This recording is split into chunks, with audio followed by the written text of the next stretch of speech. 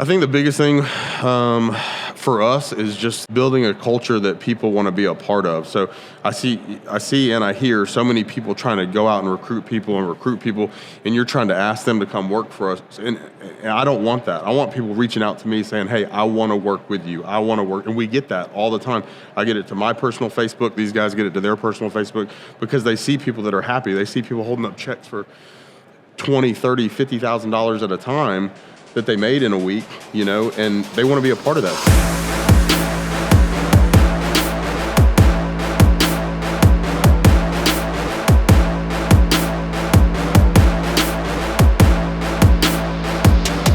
All right, hell yeah, guys. So my name's Lee Haight. We have a podcast on YouTube called The Blue Collar Boardroom. If you would like, subscribe, get notifications. You may be watching this on YouTube, but I interview successful blue-collar entrepreneurs, guys with interesting stories, and I believe that it's about raising the status for the blue-collar, saving the working class, and kind of raising awareness about a modern-day gold rush in roofing and solar.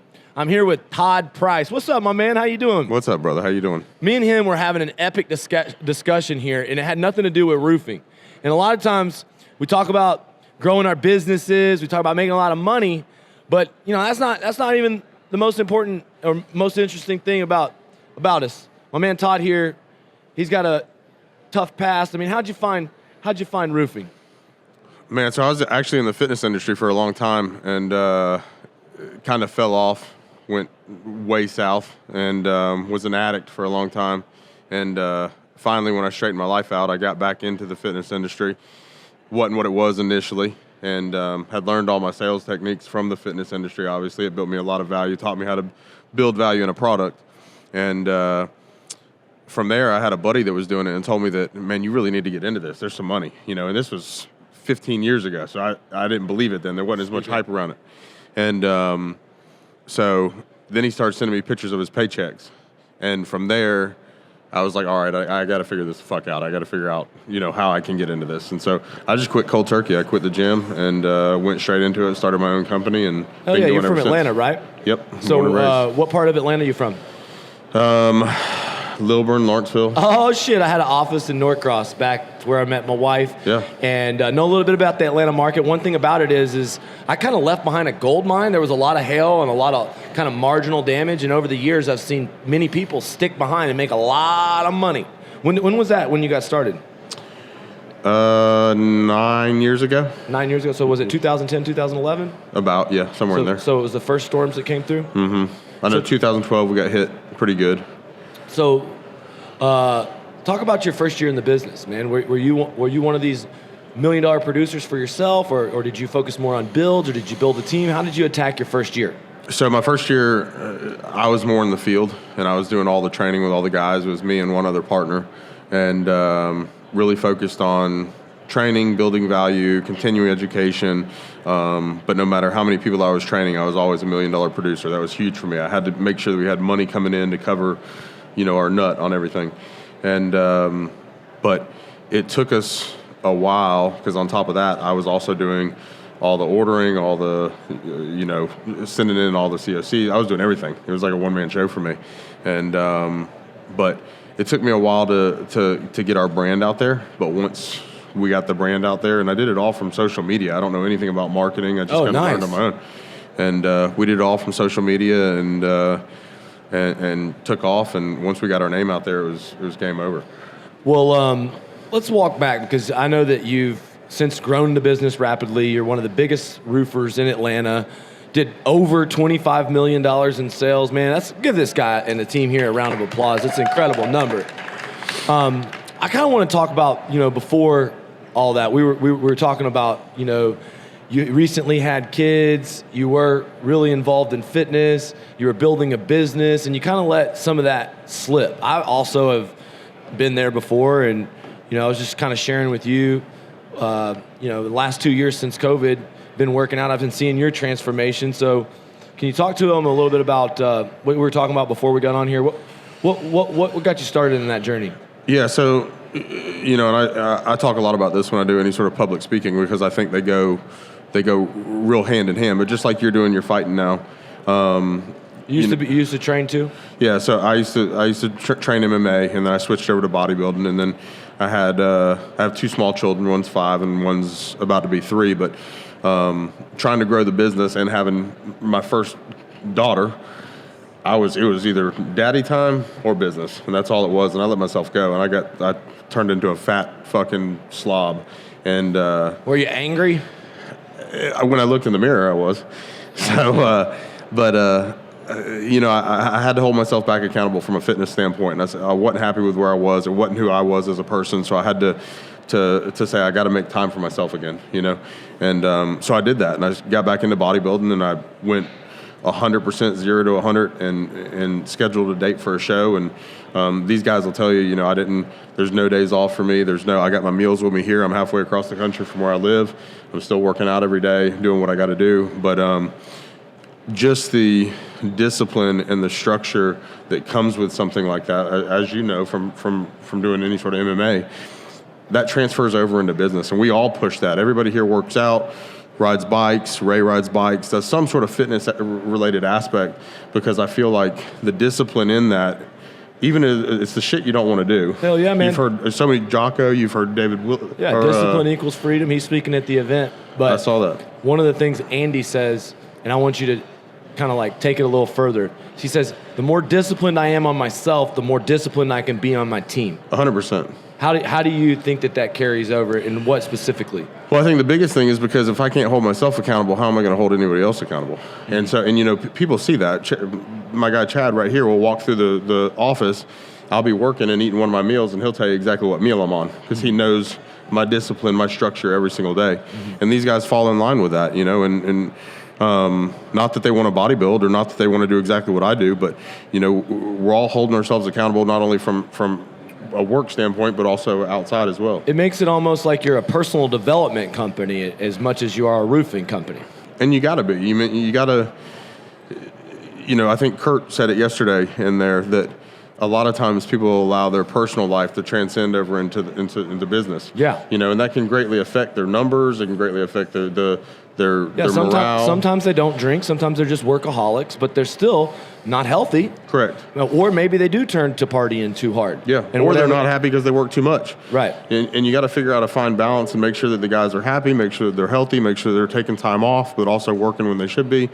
You got to figure out that balance and make sure that you're taking care of your team. Yeah, and also learning how to set up a business and finding out their financial goals, so that if they want to buy a house, that they have the right things set up, so that if they want to, get into multifamily real estate, multiply their money and build real wealth, that they're given sort of a path and guide. And as more and more of your guys 100% have that kind of success. And knowing that everybody's different too. Not everybody's going to have that same goal, whether it's financial or whatever it may be. Some people might want to buy a new house. Some people might want to set up college fund for their kids. Right. Being able to sit down with each person individually and find out what their personal goals are, and know how to incentivize them or how to motivate that person. It's just like sales. You don't sell everybody the same way. So it's like running a team. I can't motivate everybody the same way just like I would sell. So here you are in this journey. You're leading the pack. You're leading the field. You're doing $1 million in sales. You got a couple guys. You're getting it through social media. It's turning $2 or $3 million. There has to be sort of a wall before the explosion. Do you have it? Can you think about any times you tripped up along the way, and maybe in that first 1 to 3 million going to 5 to 6 million number? The biggest thing that I did wrong from the start was tried to grow too fast. And I was young. It was, like I said, this was 9-10 years ago, and I thought it looked cool to be in 7 states. So we were trying to expand faster than we could keep up with the leads that were coming in, and then we weren't given the quality that these customers deserve. And so we scaled back. We scaled back to a smaller amount of states and something that we could cover, and ended up getting more clients, and our numbers skyrocketed because of it. We were able to give better service. We were able to get better reviews. We were able to handle every single lead that came in. And so that was my biggest wall, and it was something that was brought on by us ourselves, was that we just tried to grow too fast. Well, one thing I really like is that you're doing insurance, but you're also attacking a market that some say is kind of maybe played out, washed up, not as good a damage, and you're dominating, and it's because, I guess, of a combination of the way you generate leads. I guess you say most of them come through social media. Are you doing paid advertisement? How do you get the leads? So I would say 95% of what we did last year was either from social media or from realtors. Okay, nice. So, and realtors are huge for us. And we work, so in Nashville and in Atlanta, we're the preferred roofer for the top 500 realtors in the state of Georgia and in Nashville. And we go to meetings, I speak, I talk to all these realtors, and a lot of the guys will go to different offices and talk to these realtors, and all these realtors, they're always dealing with home inspection reports. There's always something wrong on a home inspection report. A lot of times there's something, I think 80% is the stats. Something wrong with the roof. Something wrong with the roof. Anytime you got a buyer on the hook, the first thing, you hear anything roof related, it's expensive, the buyer's gonna freak out. They wanna back out, I'm not putting a new roof on the house. So we tell everybody, hey, look, before you even get a buyer on the hook, let's do a pre-listing inspection. So before you even put this house on the market, let us come out and inspect it. If it's missing a shingle, if it's just got a nail pop, if it's got an exposed nail, let us fix it for free for you. We know we'll make it back, but let us fix it for free for you. But if there is damage, let's file an insurance claim, get this roof replaced ahead of time. Now you've got better selling points, better curb appeal. Mm-hmm. The home is now worth more money. The seller is going to make more money. The selling agent's going to make more commission, and we get to put a roof on it. It's a win-win for everybody. So, and we have hundreds and hundreds of agents that send us roofs every single day. I love that, guys. Finding that key referral partner and expanding on it is a great tool, but it's also got to. You're doing a great job of recruiting. You got a big team here. What do you do to grow your sales team? And you have any secrets there? I think the biggest thing for us is just the culture. And a lot of people talked about that on stage last night, was building a culture that people want to be a part of. So I see and I hear so many people trying to go out and recruit people, and you're trying to ask them to come work for us. And I don't want that. I want people reaching out to me saying, hey, I want to work with you. I want to work. And we get that all the time.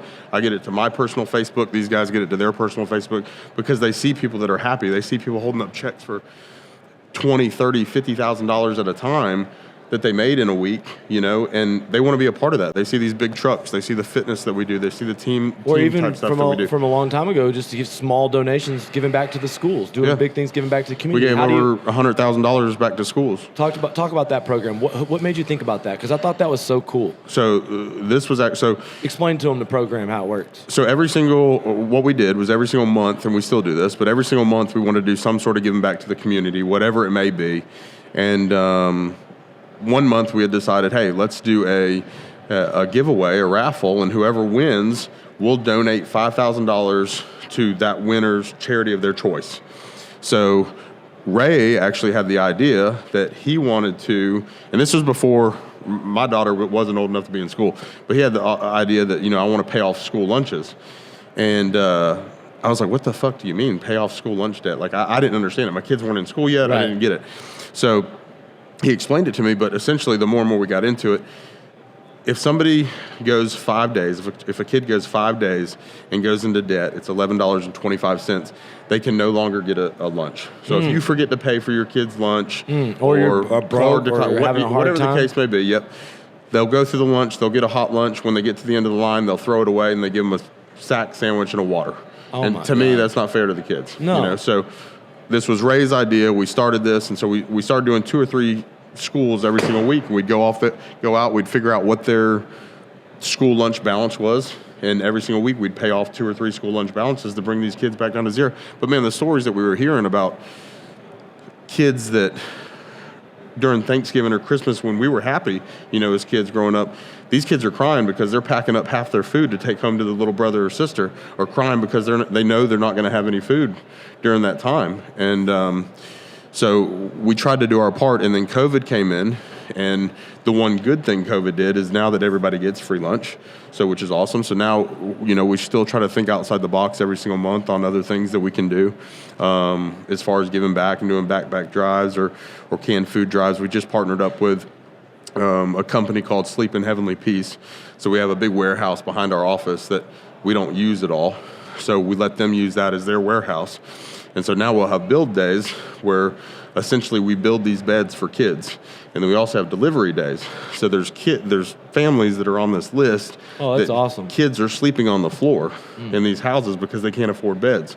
So we find out their interests. We find out what these kids like. They like dinosaurs. They like unicorns, whatever. So then we take those beds, we deliver them to them with new mattresses, with unicorn sheets and pillows or dinosaur sheets. Man. So these kids come into their room and they see this new bed with these dinosaurs or whatever, and they're excited as fuck, man. It's super cool. And you share it, of course, on social, but you're really there making a change for your people. Your people are seeing all this like good you're doing. I mean, it's just, you're coaching me here. The whole team wants to be a part of it. The whole team shows up. I need to do more of it. It creates so much goodwill with everybody.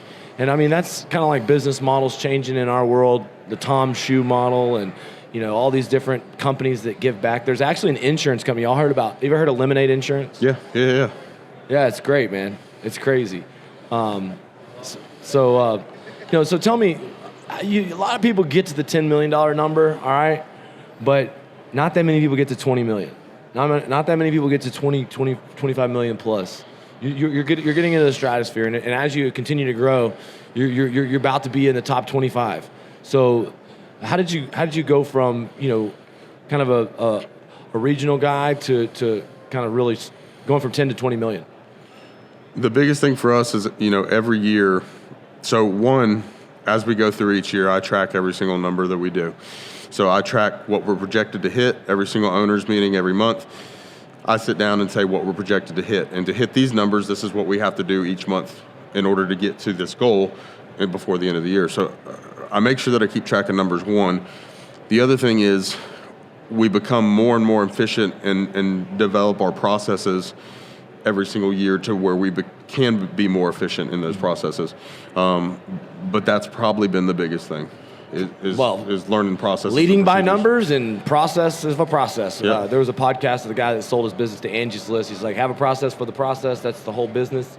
And, you know, leading by numbers, I mean, setting a goal is obviously something that we all kind of do in our head, but, you know, putting it down in specifics. If you don't track it, you don't know where the fuck you are. Having a 90-day goal where you are, if you don't track it, it's just like the stuff with bodybuilding, and I'm sure do you track all that stuff with? Every single meal's weighed out. I have a hard time with all that.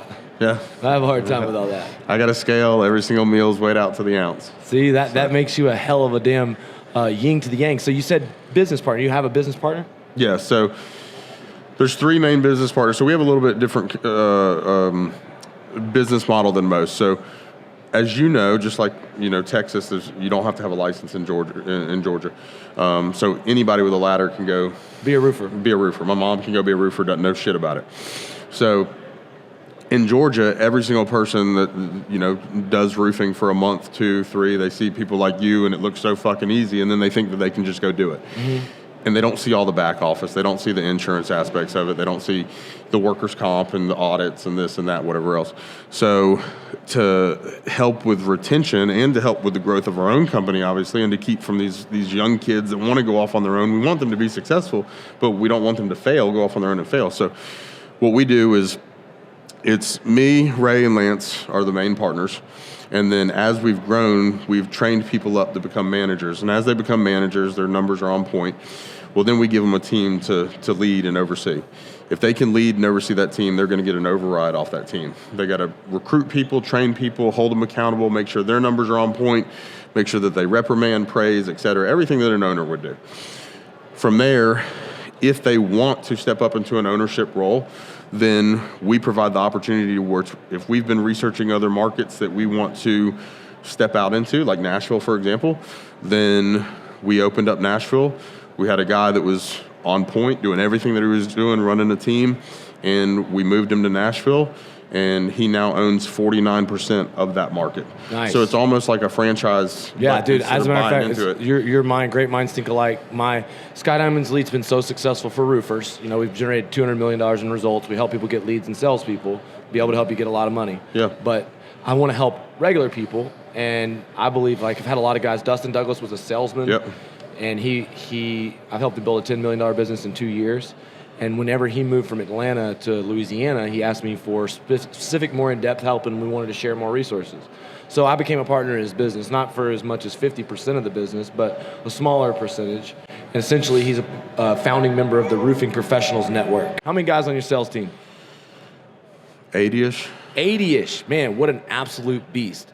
And I think the details of this conversation were give people skin in the game as you expand, keep people given an opportunity to grow so that they don't go. That if you want to get from 10 to 20 million, you better get disciplined, that you better know your numbers, run your team by your numbers, have your goals, and have a process for the process. Beyond that and getting started, he said, in the $1 to $5 million trenches, sometimes the owner has to lead by example. Sometimes the guy has to do many things, work out of his truck, sell $1 million while he has a team around them selling millions. And each time you kind of have to reinvent yourself. You know, do you believe if you're not growing, you're dying? 100%.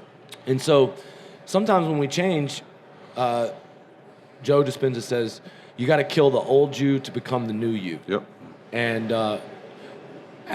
what parts, what are the next steps for your company? What are the next steps for your transformation? So obviously we're trying to expand more.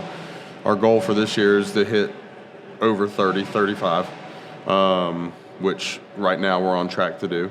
But obviously I'm trying to create more leaders and more partners that can step up and bring on the next generation of salespeople, you know, so which is where I see a lot of people fall short. A lot of people don't want to teach too much information because then they feel like they're not going to be the best anymore. And who gives a fuck if I'm the best? I want to create 10 more of me. Absolutely, man. And if there's one way to look at it, just see all the information I share. I mean, I'm sure some of the guys from your company has gotten a lot of good stuff on YouTube, but you know, the reality is I just put the content out there because I know if you put the stuff out in the world, that good's going to come back. What Correct. goes around comes around. And if I help people for free that work with other companies, you help people make money, those people are going to help you make money. Amen, man. And it's the, you know, it's the old verbiage I'm sure you've heard where, you know, what happens if we teach everybody something and they leave? Well, what happens if we don't teach them everything and they fucking stay? Yeah. You know what I mean? So I want people to be as knowledgeable as possible. So. Well, man, this is an incredible little talk. I'm excited to talk with Raymond. We got the other half or part of Perimeter Roofing, and dude, you got the prettier person first, the bigger skull crusher person first. now you're about to get the ugly one. Hey, look, one's the operations and one Beauty and the Beast. One's the operations and one's the revenue, or are you the operations and he's the revenue? Yeah. So I'm. Look, we couldn't. I'm more of the face of the company, but none of us could do what we do here without the team, without Lance, without Ray. So I'm more in the office, kind of looking at the future, kind of looking at the back office type stuff. Lance runs all the crews. Ray's out in the field with the sales guys. He's the one that also gets on the 1412s and the shit that a lot of people don't want to climb. He's a spider monkey. He's the fucking wild one. So, but yeah, we couldn't do it without each other, man. Everybody here is, you know, it's not me, it's the team and us all having each other's back and working as a family. So nice. What's going on back there, bro? How you doing? Nice suit. I love it. Yeah. We got a picture with him earlier. Nice. It's pretty cool. The face melter. Fit in good around here. All right, man. Appreciate you, brother. Appreciate you, brother. Thank Enjoyed you, it, man. Thank you. Hey, give him a round of applause. Todd Price, over $25 million in sales, one of the fastest growing companies in the country, dominator in the Atlanta market. Next, we got this crazy man, Ray. Me and this man, Ray, have a little bit of a crazy story, but that's okay. We're going to tell you all the fun stuff. No. We ain't going into that fucking dumpster fire. Why do you bring helmet guy in? Hey, look, man, let me tell you something, man. Everybody loves a good dumpster fire, don't they? Come on to the back of Skydiamonds here for your weekly and daily dumpster fires. No, you talk about personal development and growth while we are dumpster fires. And we got my man, Ray. What's up, Ray? This your first podcast? Yes, sir. Okay, step on up, be loud, be proud, be heard. Ray's hiring salespeople, leaders. He's got leads. He's got, man, why do people around here, what do you think you do differently at facilitating people's success and roofing? Like, what's your thing, man? How do you, what makes you special? Well, I think because You got to pretty much talk in this thing okay, I got with you. your gut. I got you you. got to give it a little gut. Give it a little gut. I actually go out in the field every day, plus sell $1 million for the last $1 million, $2 million a year for the You got to last. put your mouth On it. like on it. On it. Like this. We're on it. We're on it now. Nah, I go out every day with the guys and girls. Thank you, bud. I go out every day with the guys and girls and actually do the larger adjuster meetings, the 70, 80, 100 square adjuster meetings. I'm present on every one of them. All the slate adjuster meetings, cedar shake. I study policy, even though we're not allowed to speak policy on the roof. I do go in the gray area on that with the adjusters. Nice. So, You're the spider monkey gray area adjuster selling machine. Yeah. Getting roof spot, getting neighborhoods busted open in Atlanta. That's important because you got some roofs that might be old roof with 1-inch hail, but that's got legitimate damage. Correct. How you get that bought? How you get a 1-inch hail 80 square roof bought? I'm a man, Judge Graham. He had a $250,000 roof, and when I went to it, I went and did consulting for him. I saw hail damage, and he had a discontinued shingle, but it was a light hail. You know. Roof easily get bought. I identify the collateral damage on there. When I am calling in the claim, though, I do know a little bit about their history with their carrier. Yeah. So if they were with them, so to speak, during that old storm, I use data discovery. Oh, okay. Yeah, I do data discovery, and I just keep everything kind of vague. Hope I get an independent adjuster that's getting paid to buy. Do you show up with an estimate ready for the adjuster? I do not. Okay. Do you have pictures? I have pictures. Yeah, I have pictures. So what do you do? Do you mark the roofs? Do you go up there with them? Do you work? How do you sell them? Do you have a little sales process? If it's steep and high and it's 80 squares like my man's here, I would, if we get up in we access the roof, we go to the ridge.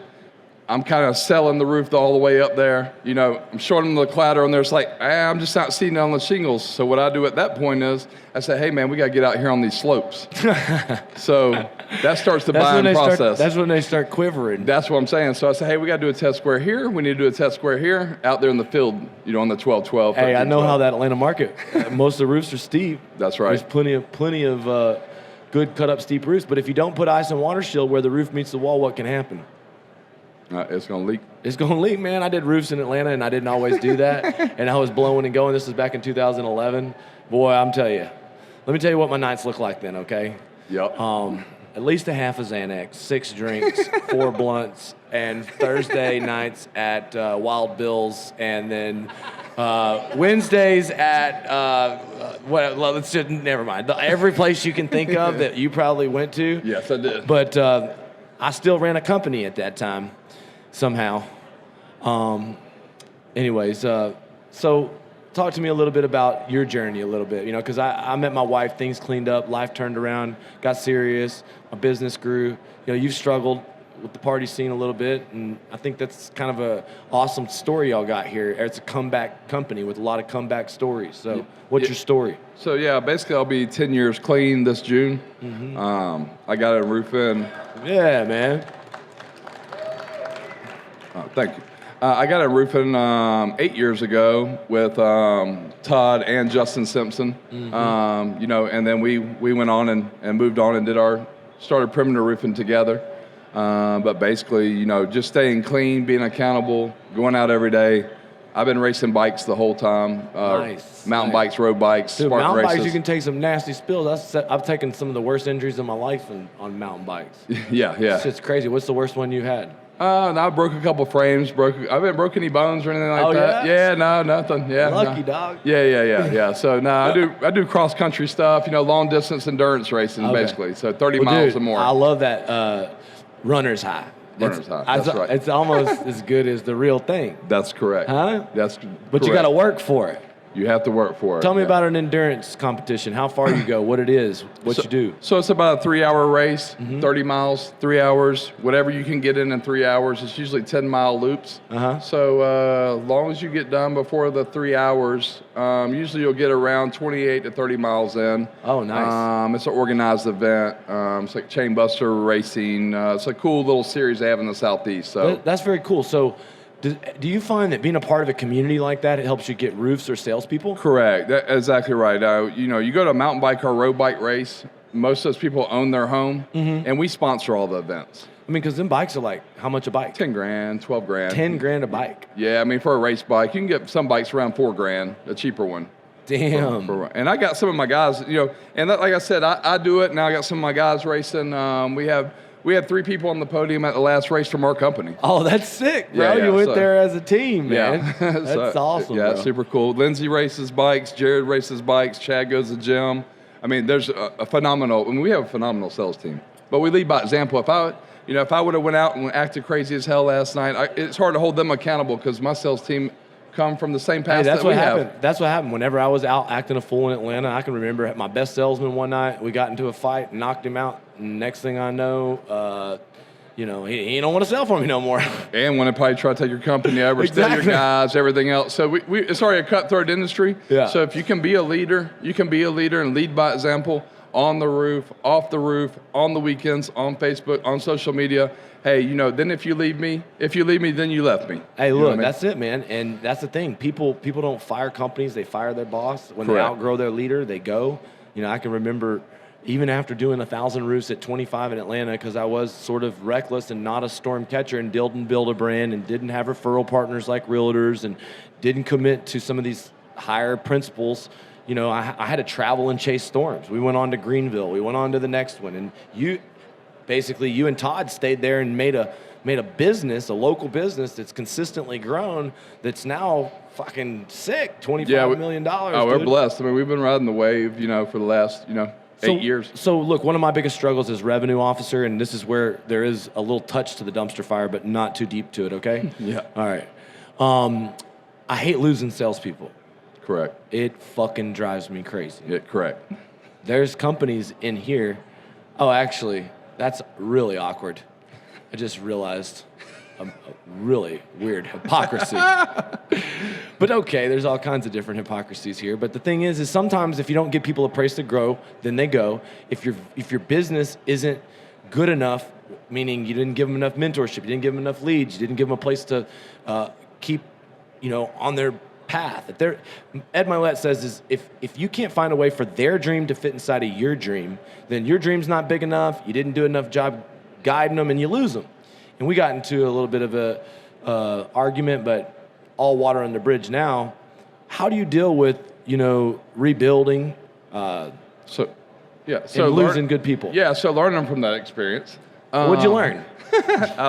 You're better off without them. That's correct. Correct. And you are too. Yes, we are. So we both learned our lesson, but both went through that dumpster fire. The biggest thing as I'm trading them, both got burnt a little bit. Both got burned. No, as I'm trading them, we're setting goals. They'll sit down and do one-on-ones with Todd. They'll do monthly goals, 90-day goals, and I'll kind of help them as I'm trading them. We got a goal on where you hit 3 million, you have an opportunity to open up a market, or you have an opportunity to go to a different pay grade. So we're essentially partners with the company due to your pay grade. So you're not capped out here. I'm helping you get to that, right? Yeah. So if I can help Jared open up a market, if I can help Chad open up a market, or I can help Tyler open up a market, obviously it makes him grow as a person. You know what I love about this, guys, is you never miss an opportunity to sell your vision to your team, and you're selling your vision to your team. You're giving them a place to grow. Even while you educate on my podcast, you're keeping your sheep and you're giving them, hey, this is how you ascend up the path to blue-collar millionaire like me. And if you give people that roadmap, then they don't question and go off into crazy land. No, I want them to grow. I want them to grow with me and not grow elsewhere. So right. There's no cap out here. You know what I'm saying? I want Lindsay to do 14 million. I want Jared to do 20 million. But I want them to do it with me. But I want to provide the vehicle, the successful vehicle that we built to make them successful. Mm-hmm. So, I give them that's why I asked them to talk. We'll have team meetings that because I run the sales team. So what can I do, Scott, to make you successful? What can I do, Bradley, to make you, what can I do this month to make you successful this month? I say, please tell me the truth. I want to give you the tools to be successful. Mm-hmm. I think that's huge, How do y'all run your sales contest? I'm curious about this. Because one thing I'm sure. We're going over with Carrot now. Oh, nice. We heard that. We heard he's affiliated with you. We had a good conversation because you was running 15 minutes late. Yeah. So you helped my man close the deal. And I was going to tell you because he's top notch. Yeah, dude, because I have these sales contests. Trying to keep up with the numbers is tough. But basically a live leaderboard in my company kind of keeps everybody, fighting for position. And I thought you might like that. Yeah, we're going with Carrot now. But no, what we were doing is we have Chad would come in and say, hey, I wanted to hit $100,000 the next 3 months. So what we buy lift, tires, wheels for their trucks. Hell yeah, dude. I see y'all doing all kinds of things. Give away French Bulldogs. When I was a sales rep, I want a French Bulldog. Nice. Yeah. So those are cool things, man, that they can put on social media that goes out and everybody sees. Jared has a championship belt this year because he sold 2.7 million. Oh, shit. Congratulations, bro. Yeah. Hell yeah, man. All residential? How many jobs? Damn, 114 jobs, Atlanta market, man. Those are some nice jobs, bro. We got Kane Culpepper. Okay. 20 grand a job. Nice. Dude. We got another guy, Kane Culpepper in Columbus, that probably sold, I don't know, 160 at like 8 to 12 grand. Dude. No kidding. Yeah, 160. Something crazy. Yeah, nice. So I mean, they're all killing it, dude. I mean, we've been truly blessed to have the sales team. Well, guys, this perimeter roofing team is growing incredibly fast, and Raymond and Todd are a class act, dude. Dude, we killed it on this podcast. Great job. Give this man Raymond a round of applause. He's one hell of a stud here, man. Got some friends in the room here coming in. I wanted to introduce to y'all some special people. These guys are real leaders in the market, and really what's cool about the next group is that I've always enjoyed this business because I learned it from my dad early, and part of the reason why I coach is because I had a good coach growing up, and I was privileged. And it's part of the reason why I'm 36 and I am where I'm at. But 6 years ago, I started realizing, man, not everybody was as privileged, and I like sharing my information, helping other people level up. And it's hard, sometimes working with family, but it's also the biggest championship moments in my life when me and my dad celebrate business moments. And so I've got a friend, father and son team, Kris and Cody Ranlett. And these guys, they came out to my fight. It was in Fort Lauderdale. My dad called me 2 days before. He wasn't really planning on coming to this cage fight, but he's like, Dad, hey, Lee, can I come to your cage fight? So my dad was there. These guys were there. Hey, can we get us another chair? Can we get 3? Or is it possible, or is that even possible? 'Cause we've been doing 2 at a time. Figure it out. Welcome, guys. How y'all doing? You might have to share the microphone, but it's okay. Good morning, my brother. I'll share the microphone with my son. Yeah. Yeah. These guys are truly a class act. When I visited his office, he's a hybrid company. It's a combination of retail and insurance, combination of roofing and solar. He does residential and commercial. He's been in the game. He's one of the fastest growing remodeling contractors in the company, one of the fastest growing roofing contractors in the country.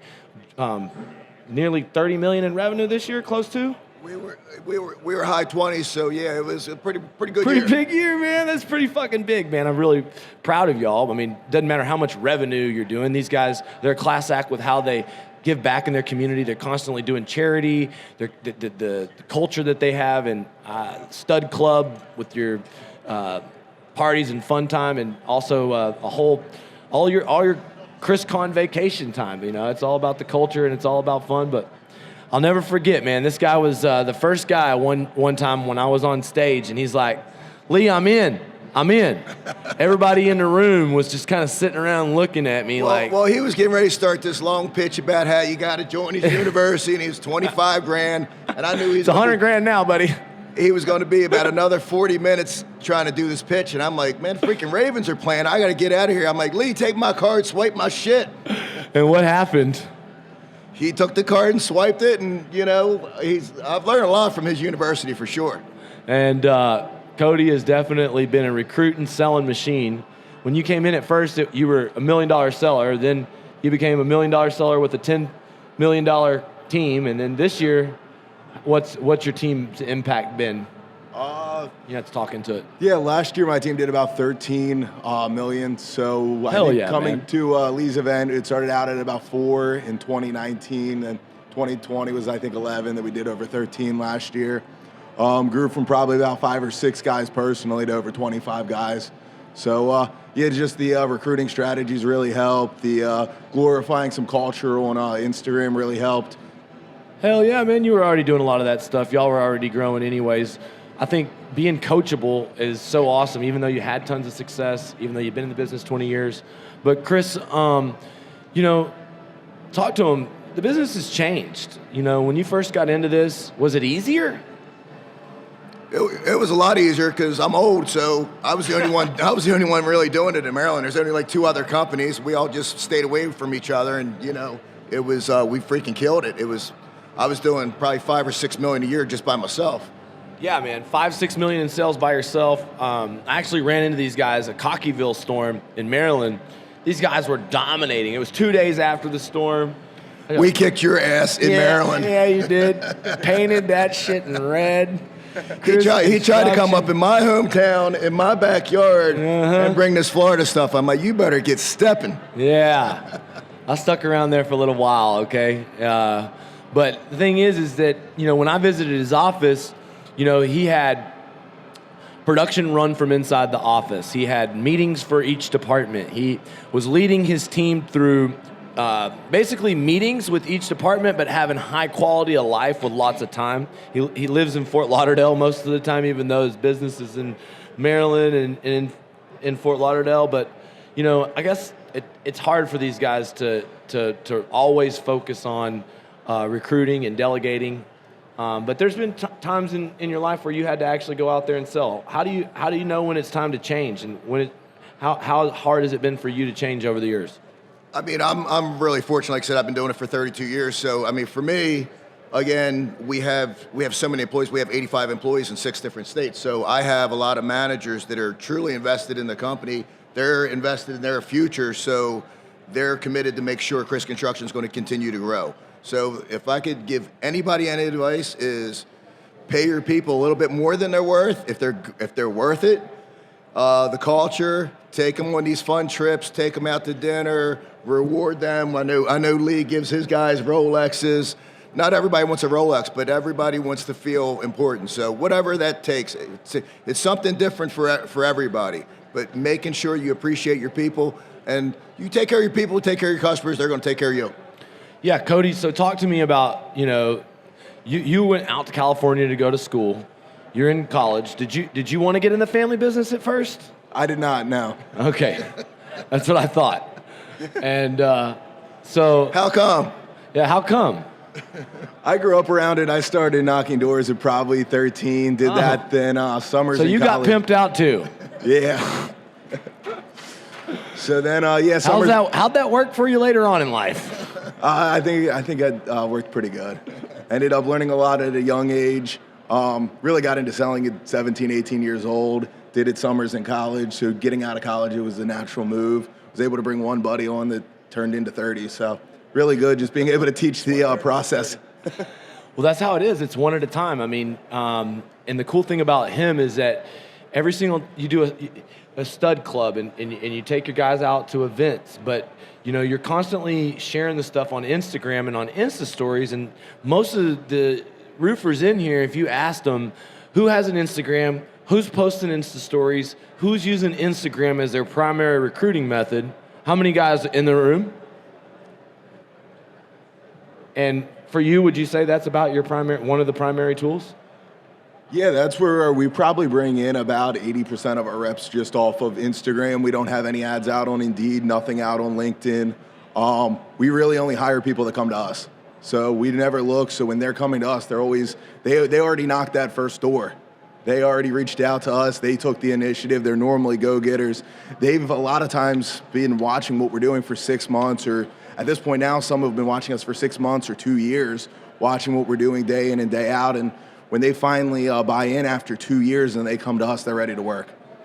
All right. So, I'll share some challenges. Down here in Florida, getting a retail book of business started, starting solar. You're down here in Florida, you're doing a little bit of both. Talk to me about challenges getting started in solar and doing retail, and I'll share a little bit of my heartache. Just the Florida market in general, it's just tough. It is so many people are down there. So competition's crazy. At the end of the day, me personally, I think we just need a good storm to hit Central Florida or South Florida, and that'll I think that'll solve a lot of issues. But no, solar, so many people are getting into it. But again, just like Cody says, we're getting small wins in solar. We're getting small wins in retail. My small wins turn to big wins. Like whenever I was at your office, you were having small wins in commercial. How's that going now? we're killing it. Okay, see? I knew it. I knew because you were on track. You were acting like a fucking multi-billion-dollar fucking commercial operation, even though you were celebrating small wins. Yep. As far as our commercial division last year, we only did, I think we turned in, because again, you guys hear a lot of crazy numbers. Some of them are bullshit. A lot of them are bullshit. I'll tell you what my numbers were. My commercial division was signed, sealed, and delivered about $5 million, but we already had another $4 million in the hopper that's getting ready to land here in the next month or so. Nice. But it takes a while. Yeah, it does. And I'll just to give you some, I personally turned in a job. I sold it 18 months ago. It's still only the first portion of the job, but I had two big projects. My two biggest projects, $10 million total from Hurricane Sally. No estimates on either project from the insurance, either one. And hopefully one of them will have one soon, but that's how long it takes. And I mean, it shouldn't take that long, but whenever you smack them with a $5 million estimate, they're like, you're trying to rip us off, and you know that this is going to go to court.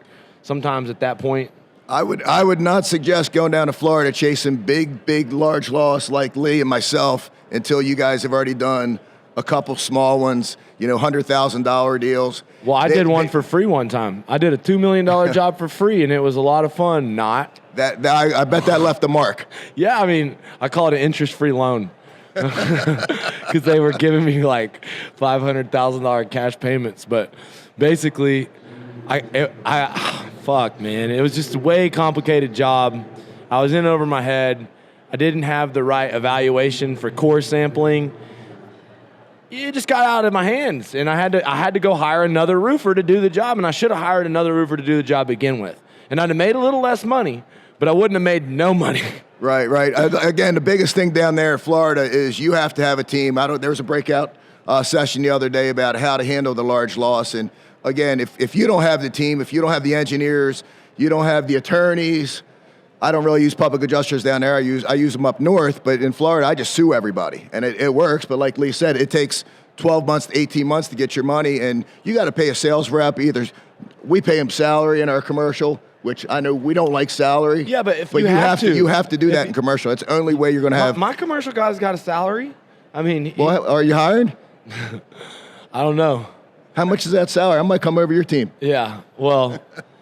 I mean, really, it's about the leads, because it's not if anybody will come run your commercial leads. I mean, hell, you got a commercial lead and you want to pay me a sales commission? I'll come work for you. No, I don't.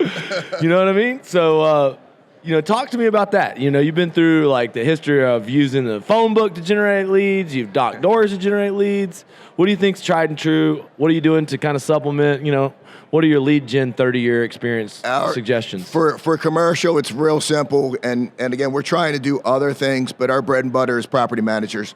We go out, lunch and learns property managers, create relationships with property managers, go do the little shitty jobs for the property managers that nobody wants to do, make the repairs. You can make money on those repairs too. I mean, we work on a 50% margin. Nobody wants to do it. It's a $2,000 job. We're making $1,000. It doesn't cost us anything. We're the savior. We're doing the crappy stuff. We're doing sidewalks. We're doing screens, gutters, whatever, just to get our foot in the door. Yeah, man. I mean, Cody, talk to me about the challenges that you faced, in COVID. Y'all kind of had your best growth years. You went over the last 2 years from 14 million to high 20s. This is after COVID. So how did you grow so much while everybody else was struggling? So I think the biggest thing was just not falling into all the hype of COVID, just trying to keep business as normal as long as we could, and try and just really instill that across our culture to where all of our leaders were in the same thing of, hey, just because the world's shutting down, that doesn't mean Kris Konstruction was shutting down. So we took probably about a couple weeks off from the doors right at the beginning, and then started back at the doors probably less than a month after the world shut down mid-March. We had a real small hailstorm near our hometown, and it was cool when we got back to it. People that never would normally give us the time of day, they had been sitting at home for a month, and they were excited to talk about a roofing project. Hell yeah, man. And, now I kind of see a trend. People are more willing to kind of buy a home, buy a roof, buy solar virtually. Have y'all got into this Zoom sales presentation stuff? Yeah, I mean, again, with COVID, it's a necessity. You know, so yes, there were some people, even though we said there was no COVID and we're just going to keep on rocking and rolling, 100%. We closed deals, a lot of Zoom meetings, but most of it was, you know, we just do everything digital. Like, so, you know, DocuSigns and, you know, all the documents are just getting emailed. So literally on his what's your Wolfpack? The Wolfpack. He's got his Wolfpack group. You know, it's ding, ding, ding. Hey, I just got one emailed. I just got my DocuSign.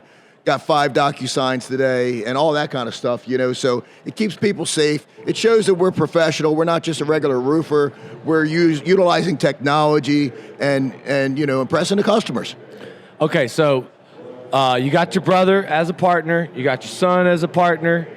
How do you deal with working with family, Cody? I mean, you know, and sometimes when there's difference of opinions or, you know, what do you think the, you know, hardest, biggest challenge is?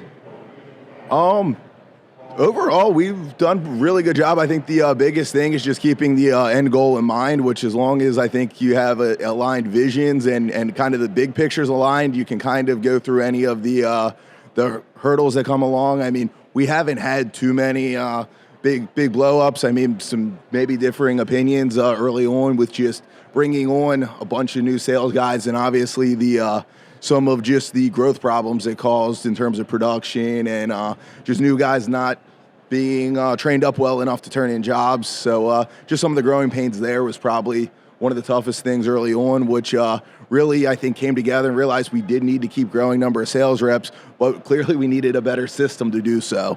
So just a more refined, written down training system.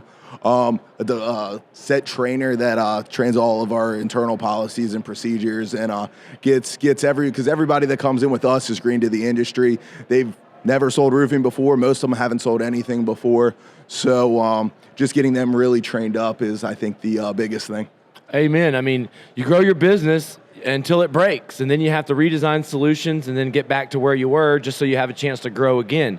And Kris, I'll ask you the other side of that question. What's the best part of working with family? Because I know it's your vision and leadership, and you're really, what I've seen you as an amazing leader is being about 100 steps ahead and really patient about keeping everybody in line. You don't ever seem to lose your cool. So a lot of that harmony must be because you have some sort of special power there. But what do you think the best part? what do you think the best part of working with family is? Well, I appreciate you just saying I got special power, but no, dude, I'm old. It's 32 years into it, but no, the coolest thing, like Cody said, he had no intention of joining the family business. I had no intention of him joining the family business. I wanted him to go out, do his own thing. Kris Konstruction was mine. Not that I'm greedy. It was just like, hey, that was my dream. You go do your dream. You go do you. And to see him come in and literally just out of college, he was like, he was going to start his own. You already know the story. He was going to start his own solar company out in Cali. And I'm like, dude, I'll help you out there, like, you know, manage stuff, but I'm not giving you any money. So come back and work because it's my money. So I'm like, dude, come back, get yourself some coin in your pocket. And then you go out there and, you know, I'll help you with the infrastructure and everything else. And literally, like he said, he came back. He starts selling his ass off. He's selling whatever, $300,000-$400,000 in a month. Then he hires a buddy. He's selling $150,000 a month. September, October comes. It's ready to go to California. He's got a bunch of money in his pocket. I'm like, whoa. Maybe you and I ought to sit down and talk about being partners here. So, and he's grown it exponentially. We wouldn't be where we're at without Cody. And of course, my brother runs the Florida business. So to be able to do that with your family and get along and be successful and help a lot of other people be successful. Like, again, we have kids locally up in Maryland that I coach football, and they've seen Cody do really well through Instagram and me through Facebook, and they're like, we wouldn't be part of that. You know? If y'all notice, there's a common theme. All the successful, fast-growing roofers have big networks. And when I went to your home, there was all kinds of pictures from football and all that. And then people, what happens? I mean, people know who you are. Our number one rep, he's been with us 2 years now. Yeah. He made, $300,000 last year? Yeah. Just got out of college. I coached him since he was always a bigger kid, but either way, coached him since he was this tall. How old was he, 8, 9? I was probably 11. Coached him. We had a lot of our football players that are on our team. You know, I coach football. I think coaching football or any sports, it's going to help you be a pretty good leader also. Yeah, it's just about finding passions, whether it was cycling or bodybuilding, or if it's the MMA and you like jiu-jitsu and Muay Thai, and gotta remember to keep my hands up. It's like all these black eyes. I'm gonna give keep my hands up. I'm gonna give everybody a hint. If you're in front of Lee in the octagon, watch out for his right leg. That shit snaps. Yeah, it's been sore the last few days. These guys literally were out there supporting me. I'm in the crowd, and I'm one of the coolest nights of my life. For one, he has an American dream life. He has one of the baddest boats. His brother's got one of the baddest boats. Now Cody's got a fucking boat. And Cody's boat's a lot like mine. He's got 2-300s, right? And so they're living the American dream life, living on Fort Lauderdale, going back and forth, and they have a lot of fun. So Saturday night, after the fight, shots, everything's great. We're having a great night, and this is really where... Are you really going to tell the story? This is where it gets really fucked up. Really shitty. Pause that camera. I'm gonna dip myself into grease and share some dumpster fire with y'all. Y'all want me to do that? Is that okay? Okay, all right.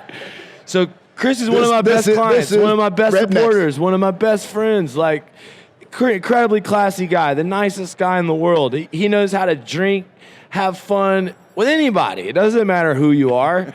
And I got this one knucklehead who would not be named, and he is not like that. And I should have known better than to invite him to my cage fight where we were drinking, because he gets drunk and whiskey makes him frisky, and I should know better. And it's not really fun or nice to talk about, because I really should do a better job of not associating myself with that situation. But next thing I know, he told my cameraman, I'm going to fight everybody in this bar. And then he steals Cody's drink. He's like, what the fuck are you going to do about it? And Kris is like, I'm about to fuck this guy up. And we're sitting. Well, there's two things I love. Beer and my son. Yeah, you fuck with that. Don't fuck with either one of them. Well, I'm gonna get you, dude. So we knew this was about to get bad in the VIP section, and I just got done with the fight. Just had my Grand Marnier shot. I'm over there popping the drinks and having fun. I hadn't been drinking, and I've been really, really training, so I'm enjoying it. This idiot, man, he's about to make a fool out of me. So we kick him out. For one, this guy's sold a lot for me, and it goes to show you sometimes it doesn't matter how much someone sells for you. You got to align with them, with their core values. It's really reminded me why, look, it's very dangerous to continue to associate with this, and if you continue, it's going to be consequences. And so the reality is that the guy is good when he's sober. He's terrible when he's drunk. That being said, as soon as he walked out of the VIP room, he started a fight with someone else. He hit somebody, glimpsed him or whatever. He's walking out the bar, and a brawl is about to ensue. And I'm standing over the top of him on an elevated deal, and I just had this thought to take my bottled water and pour it down his head.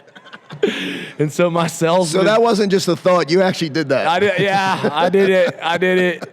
I droused him, and he's cussing at me. I'm gonna fucking kill you. I'll quit, you piece of shit. Well, the guy that he hit tries to come fight now, and the water that I drenched him with slips and falls. Jeremy gets to kick him in the head and then leave the bar unpunished with no brawl. And I'm like, oh my God, please get this man out of my company. But hey, man, here's the deal. In life and roofing, here's the truth. Sometimes these knuckleheads and Neanderthals, there's no excuse for that. And he's definitely not allowed back. But these guys, he sold $4 or $5 million for my company, and you have to ask yourself sometimes, is it worth it? And for me, moving forward, that was a clear indicator that it's not. But, yeah, that did happen, and it was funny. So how do you manage when some shit like that happens? How do you keep your party scene clean? I'm an old guy. How do you know how to keep it? How do you keep the lines cleaner? So again, I because you have some crazy parties too, bro. And we almost burned down my freaking palm tree. Oh yeah, that's right. I forgot. You told me that. You almost burned. And I had the cops down at the house. They're my buddies, and instead of putting the fire out, they're like, "Hold on." He's trying to put the fire out. My freaking favorite palm tree's on fire. With all the fireworks, and instead of putting it out, the the chief of police is like, whoa, let me get my camera out. I don't want to videotape this shit. But no, dude, I think my old man always used to say, you are who you hang with. So if you hang out with assholes, you're probably a freaking asshole. Yeah. You know, so I have zero tolerance for any of it. The man did take my son's drink. Yeah. I told him to give it back, walked away, and then he came over and he was like, you know, tries to cheers us and knocks my beer out of my hand. I'm like, bro, I'm getting ready to fuck you up. And and because that was two. But luckily, security came. She's on it. She knows. Security came. He had to go. And luckily, I didn't have to throw him off the freaking balcony. Well, you know, I almost put him to sleep one time myself. But we'll move on to cleaner subjects here at the Win the Storm conference, where we all talk about Win the ring. Oh, man, I tell you what, though. I was doing 75 hard, and I was at his house, and he had a little punching dummy, and this man always stays in good shape, too. As you've grown your business, you know, don't you think, how do you keep the balance? Do you think that's part of it? I think balance is everything, man. Like Cody, and again, I applaud you on the 75 hard. It was no shit. I watched him do it. He just completed it. Oh, shit. You got it done, dude. Hell yeah. I tried to. 5 days without a drink ain't a joke. I tried to. I got 11 days soft. Yeah. 11 days soft. 11 days soft. But, no, man, I think balance with anything you do, you know, diet, exercise, relationships, work. I mean, you can't just work. You can't just work out. You know, so again, 100% balance, and, you know, just make sure. I said it yesterday when we were up on stage, is just do the right thing. Whether you're a dad, your husband, or a business owner, just do the right thing, and the rest of the shit just falls in place. Hell yeah, I love that answer. Now, somebody gave me an answer yesterday, and it's like, I'm not going to tell you what it is, but let's say there's 3 functions to the business, right? You got all different things. You got leads, you got sales, you got operations, you got recruiting. What's the most important? What's the order of 1, 2, 3? What do you think the order for a business is? I already know what the answer is too, but let's give it to the what do y'all junior. Think? What do y'all? Anybody that wasn't here yesterday, or were you here? I wasn't here now. Okay, good. You give me the answer. So fortunately for me, I haven't had to deal with too many hardships with it, just because production was set up really well when What do you think the most important thing is? I'd say leads and sales. Leads and sales. What comes? What do you think? Sales, leads, or recruiting? I would go with sales. Yeah, sales is good. Just because I think, just like anything, you have to generate that revenue to be able to spend on the recruiting, on the leads. Well, someone said recruiting first, but if you are a small company, and let's say Chris, he said he did $5 million in sales by himself in the market before anyone else. And that was part-time. I golfed a lot when I did $5 million. The thing is now he's the sales trainer. And so the thing is like if you never have the foundation, if you never do it, how can you can't draw from an empty well. So yeah, recruiting is important, is most important, but if you can't create the foundation first of a $1 million business and then a $5 million business with only a few people, it's probably because you can't sell. You don't have a sales process. You're not getting to enough kitchen tables. Forget about Facebook. Forget about hiring door-to-door guys. With 3 hard-working guys in a good opportunity, I mean, in the right storm, you know, you might be able to do $5 to $10 million. You never know. If you have the right storm, yeah, I think it's very doable. Now, the challenge is like as you get to be where we're at, it's just a never-ending revolving door of constant recruiting, and you know. So one thing about it is having the people coming off of Instagram is great. I'm telling y'all though, if we turn up that Indeed and point the recruiting funnel and really dial it in, we can turn it up. We can turn it up a notch. So I challenge you because I want to just kind of show you exactly what I'm talking about. Come by your house on Fort Lauderdale to do you a little free get up so you don't have to pay me nothing. Just speak on my stage. Can you come speak? Hey, the camera's recording. Lee just said he's giving me something for free. Okay. I am. Because this man has been so hospitable. Let me tell you, when I come to his house, he breaks out the steaks. He breaks out the crabs. He gives me the Southern hospitality I thought that comes with Texas. I mean, it's real in Maryland too. And, you know, that is like really, honestly, I don't coach for the money. I do it for the relationships. I have a guy on my group that passed away, and I feel real close to his spirit even after he passed. And it just kind of reminds me that these relationships that we build, there's more to it. And both me and Kris and Cody, we all have a lot of impact to make on the world. But there's a lot of stress on us too. There's a lot of negativity too. We all have all this that we have to rise above. And you make me stronger, man. That's why I'll do that shit for free. You helped me a lot, brother. Dude, I appreciate it. Same thing with, man, not just blowing smoke, but it's been really cool to watch you grow. Like I said, we met each other in Cockeysville, Maryland back in 2015. Two door-to-door teams going to war with each other in the field. And he was up there stealing my yard signs. Punting the yard signs, and still to this day, his brother hates the idea of stealing a yard sign, and saw one of my guys steal a yard sign and is like, that son of a bitch was the one in Cockeysville that was doing it. My brother was going to fuck that boy up, too. He was going to fuck me up. He was going to fuck me up, man. These guys, these ranlettes, don't mess with their beer, their fucking son, or their yard signs. True story. But no, man, hey, I'm proud of you, how you've grown. How many companies did you've helped? I've seen it firsthand when we got together, 4 years ago? Yeah. Something like that. Just going down to Lee's office over in Naples, which is, if you haven't been there, it's a great place. But I saw him because we were one of the bigger companies. They were already he doing was 8 figures. If you're an 8-figure company, you're living the blue collar American dream before you got me. But he was bringing some small guys in there, guys that were doing it part time, but the firefighters, those guys. And those he was guys, practically a salesman. Right, and those guys are studs now. $10 million contractors. They were doing less than $1 million, I think, at that point, and now they're doing $10 million. And I know you got a lot of other success stories up there. But let me tell you, I put 20 different people that executed my program the best, and these guys were in like the very top of the list. I don't know exactly where it is, but I know one thing, that the dollar amount impact, they might take little things and make so much more money with them. And that's the thing. If you're already really skilled and I give you one nugget on how to sell a commercial roof, well, if that nugget helps you sell 100 commercial roofs over 5 years, it was worth a lot. And I didn't have to do that much. And really, it's like, man, that's not very complicated. But I mean, the truth is that's why this coaching and consulting and surrounding yourself, it's really like Kris is the reason why, or Cody is part of the reason why we have the undisputed best mastermind. Showing up to the Zoom calls, going on the podcast, coming to the live events, collaborating, his insight of how to run production from a central location, of how to keep good culture, how to recruit from Instagram exclusively and really not have to go out there and push recruiting, to organically sort of grow your company from $14 million to close to $30 million in 2 years, and do it where you have like lots of hours to do whatever the F you want, like whatever you want. Like that's this guy. So you want to pick his brain. Success leaves clues. I work a little bit. Yeah, you do.